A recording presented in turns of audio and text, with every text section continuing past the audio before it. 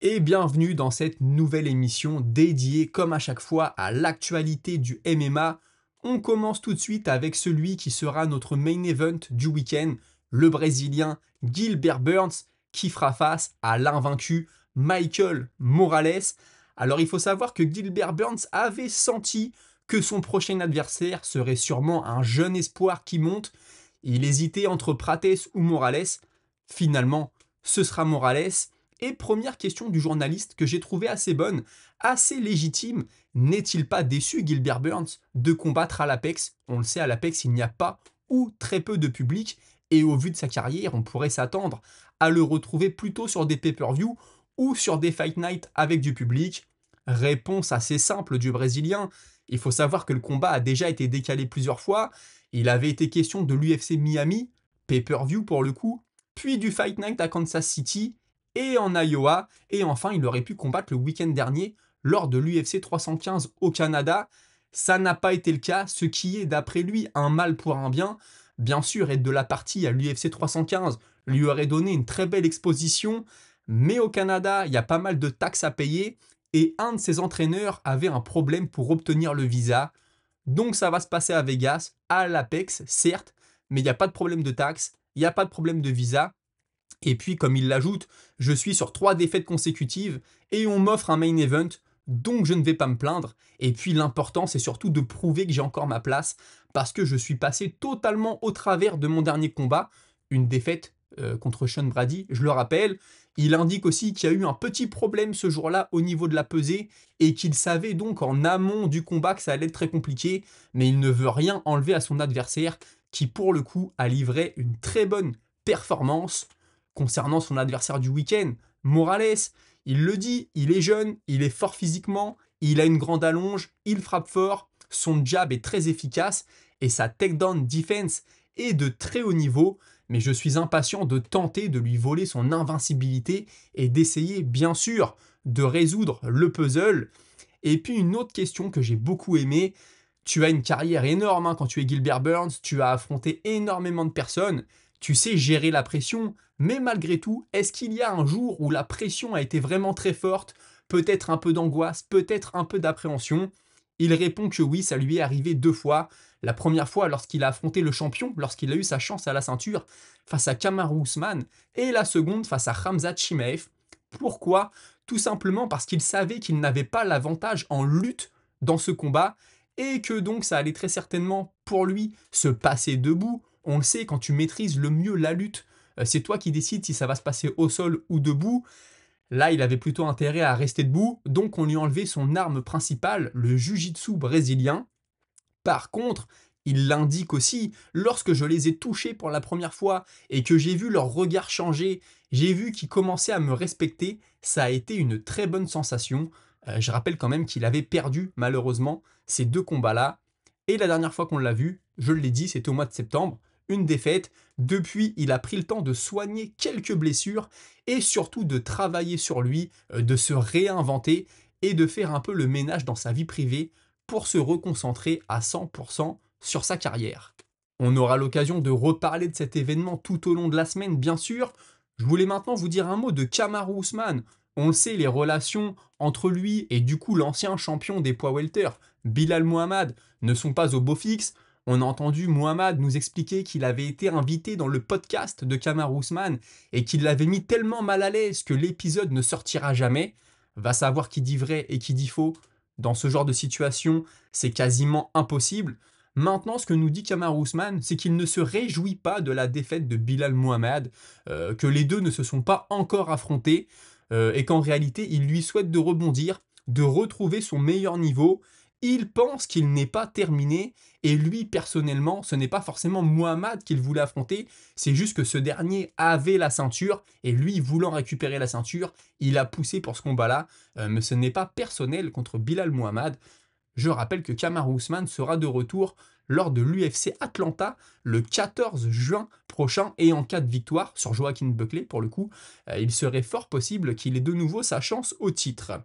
Sean Brady, justement, lui aussi nous parle de Kamaru Usman. Je rappelle que lui, il est classé numéro 1 dans la catégorie, prétendant numéro 1 à la ceinture, Sean Brady, et il pense qu'il serait complètement fou de croire que Kamaru Usman est fini et que Joaquin Buckley va lui rouler dessus dans ce combat. C'est vrai que Kamaru Usman est un peu plus vieux, mais maintenant, quand il entre dans la cage et qu'il combat, il se passe quelque chose. Il est à un très haut niveau. La réponse, comme je l'ai dit, le 14 juin prochain. Et Sean Brady qui continue. Les gens sont surpris quand je leur dis que je suis prêt à combattre Yann Gary. Mais regardez la catégorie. Islam Makhachev est le prochain. Shavkat Rakhmonov attend. Et Joaquin Buckley a un combat qui arrive. Moi, j'étais prêt à combattre Shavkat pour savoir qui est le prétendant numéro 1. Mais il a dit qu'il ne serait de retour qu'au mois d'octobre. Donc moi, ce que je comprends, c'est qu'il ne combattra pas avant 2026. Sean Brady, je l'ai pas mal critiqué quand il avait perdu contre Bilal Muhammad.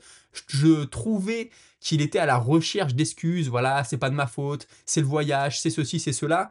Mais pour le coup, depuis quelques mois, je trouve qu'il s'est remis dans le bon sens, qu'il s'est remis dans le sens de la marche et qu'il prend les choses du bon côté. Pour en revenir à l'événement du week-end dernier, on a pas mal d'entre vous qui me disent que c'est l'ego qui a coûté son combat à Bilal Muhammad, qu'il n'aurait pas dû boxer dès le début contre Jack Della Maddalena, mais faire parler sa lutte. On a eu tout un débat là-dessus dans les dernières émissions. Je vous invite à aller les écouter. D'ailleurs, je vous invite aussi à me suivre sur tous les réseaux, notamment sur Patreon gratuitement pour retrouver toutes mes émissions et bien plus en format podcast. Et là, par exemple, j'enregistre, il est 9h du matin. Je poste aussitôt sur Patreon. Comme ça, vous n'avez pas à attendre 17h sur YouTube. Robert Whittaker, en tout cas, est d'accord avec vous si vous pensez que Bilal Muhammad l'a joué à l'ego. Et d'après lui, il n'aurait pas dû faire ça parce que Jack Della Maddalena, pour ce qui est de la boxe à mi-distance, est quasiment imprenable dans la catégorie. Daniel Cormier nous apprend qu'il a refusé une offre pour être dans une émission russe. Alors je pense que c'est la même émission dans laquelle on avait vu Arman Saroukian et Khamzat Chimaev. C'est une sorte de tough, d'Ultimate Fighter, mais en Russie. Et on lui a proposé d'être coach contre John Jones. Mais lui, ce qu'il a répondu, c'est qu'il ne peut pas partir un mois en Thaïlande avec John Jones, surtout quand il sait que les deux ne s'affronteront pas à la fin. On le sait, ils ne sont pas amis du tout, voire ils se détestent, pour être assez honnête. Et Daniel Cormier, je pense, ne court pas après l'argent. Il a fait de l'argent dans sa carrière. Il en fait toujours maintenant avec son travail d'analyste, son podcast, etc. Donc il a décidé de décliner l'offre. Il y a quelques jours, je vous disais que Brad Tavares ne faisait plus partie de l'UFC, et c'était vrai, son contrat était arrivé à son terme, mais on apprend aujourd'hui qu'il a re-signé et qu'il est reparti, et maintenant son objectif est d'obtenir le plus de victoires de l'histoire dans la catégorie des poids moyens. Et il n'est pas le seul à avoir re-signé avec l'UFC, puisque Amir Albazi, lui aussi, a signé un nouveau contrat. Pour information, la dernière fois qu'on a vu Albazi, il s'inclinait assez nettement face à Brandon Moreno.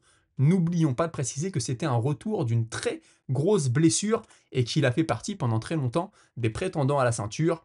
Et au vu de son image, je pense qu'avec encore une ou deux victoires, il va tout de suite revenir dans les discussions très intéressantes. Prochain combat de Charles Jourdain devrait avoir lieu à l'UFC Atlanta le 14 juin prochain, lui aussi, face à Ricky Simon. Quittons un peu l'UFC maintenant, allons du côté du PFL. En début d'année, on a vu un très beau combat entre Paul Hughes et Ousmane Nurmagomedov, combat très serré, qui avait vu le Dagestanais s'imposer. Depuis, Paul Hughes pousse à fond pour une revanche. Il a combattu ce week-end, Paul Hughes. Il s'est imposé au premier round. Et forcément, il a expliqué qu'il était prêt pour ce rematch avec Nurmagomedov, qu'il attendait seulement que Nurmagomedov donne son feu vert, que pour l'instant, il l'évitait un peu. La réponse du Russe, elle est assez simple. Je ne savais même pas que tu combattais ce week-end. Félicitations. Cette revanche va avoir lieu, mais ce sera quand je l'aurai décidé. Joli phrasé, je trouve. Je ne savais pas que tu combattais ce week-end. On comprend qu'il y a un peu d'humour là-dedans. C'est vrai que c'est un combat pour le coup qui a fait énormément de pub au PFL, tout le monde en a parlé, toute la presse spécialisée s'est enflammée. Je pense que personne n'attendait Paul Hughes à ce niveau. Et donc forcément voir un Dagestanais en difficulté, on se dit que peut-être on a enfin trouvé la formule magique pour les battre. Il s'en est fallu de peu sur ce coup-là. Et toujours au PFL, je sais qu'il y a des Africains qui nous écoutent. Ça débarque sur votre continent le 26 juillet prochain en Afrique du Sud, à Cape Town. Et le main event de la soirée sera Johnny Eblen contre Costello Van Stenis. Et il y aura aussi les tournois poids lourds et poids coq du PFL Africa. L'occasion pour les combattants locaux de se faire un nom et de se faire connaître mondialement, bien sûr. Pour ce qui est de l'actualité, c'était tout pour aujourd'hui. Mais ne quittez pas, tout de suite on passe à votre moment avec la Minute Auditeur. Et je commence cette minute auditeur avec Younes Rub qui me dit « Pour José Aldo, le combat aurait dû se terminer par une égalité ou alors une victoire pour lui. Les juges donnent 3 rounds à 0 pour Zahabi. C'est totalement incompréhensible car le premier round est clairement pour Aldo. Le premier round, je suis d'accord, hein, il est 100% pour Aldo. Le deuxième est discutable, mais tout de même à l'avantage d'Aldo à mon sens. Le troisième, plutôt pour Zahabi, même si Aldo était à 2 doigts de le terminer en début de round. Tu peux tolérer ce genre d'injustice en début de carrière, mais pas là, pas à son âge. Donc effectivement, et malheureusement, il y a de grandes chances que l'on ne voit plus le roi de Rio en action. Un grand bravo et énormément de respect pour sa carrière. L'égalité, c'est vrai, moi je l'envisage jamais. Dans les sports de combat, c'est quelque chose auquel je ne pense pas. Maintenant, en effet, peut-être que ça aurait été une décision assez juste. Maintenant, il faut savoir que sa décision, d'après ce qu'il a déclaré, avait été prise avant le combat, même si bien sûr ça n'a très certainement pas aidé. DBR XS qui me demande « Tu penses quoi de Islam contre JDM, contre Jacques Della Maddalena ?» Alors moi je pense que j'ai Makhachev en favori. Alors certains me disent « Oui mais regarde, Bilal qui est plus gros que Makhachev n'a pas réussi à lutter Jacques Della Maddalena. » Je trouve que ce n'est pas la même lutte. Je pense aussi que Makhachev va amener une certaine menace en pied-point que n'amenait pas Bilal Mohamed. Il mixe un peu mieux avec les coups de pied, je trouve, coup de poing, coup de pied. Islam Makhachev, c'est mon avis en tout cas, je peux me tromper. Et puis il va envoyer des takedowns avec un meilleur timing. Bilal Mohamed, il a tendance parfois à venir au clinch, à venir te coller. Je pense que Makhachev va plutôt envoyer les takedowns. Maintenant, après ce que j'ai vu de Jack Della Maddalena ce week-end, c'est intéressant. Tu m'aurais dit ça il y a quelques mois, je t'aurais dit ouais, je vois pas Jack Della Maddalena s'en sortir au sol. Mais finalement, après ce que j'ai vu, et puis Della Maddalena va frapper très fort. On a vu Volkanovski mettre un peu en difficulté Makhachev debout. On a vu Poirier aussi. Là, ça va être encore niveau puissance de frappe au-dessus.